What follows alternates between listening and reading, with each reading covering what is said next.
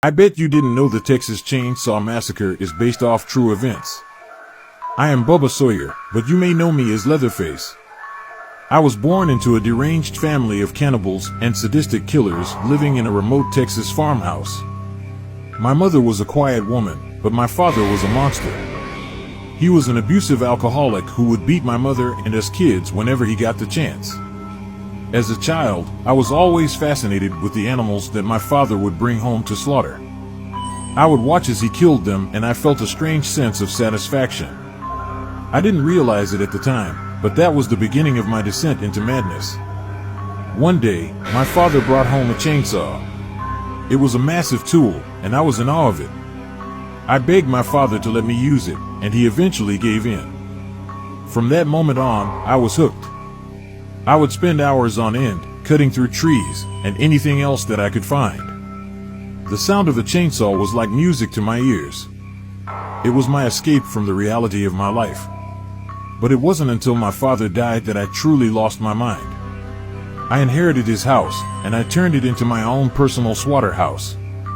I would lure people in and kill them using my trusty chainsaw to do the deed. The screams of my victims were like a symphony to me. One day, a man named Kirk entered my home to barter for gas. I attacked him with a hammer, killing him. A woman named Pam came in after him. She found my living room strewn with human and animal bones.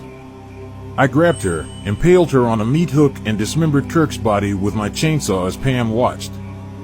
Jerry came looking for them both. He found Pam's nearly dead, spasming body in a chest freezer. I killed him with a hammer. Later that night, I ambushed their two surviving friends, Sally and Franklin. I killed Franklin with my chainsaw. I captured Sally and brought her back to the house. We tried to include Grandpa in murdering her with a hammer, but Grandpa's grip was weak, and he kept dropping the hammer repeatedly. Sally broke free and ran onto our road in front of our house, pursued by my family. The truck driver attacks me with a large wrench, injuring me, and escaped on foot. Sally, covered in blood, flags down a passing pickup truck and climbs into the bed, narrowly escaping me. I was so angry I let her get away. My family won't be happy about this.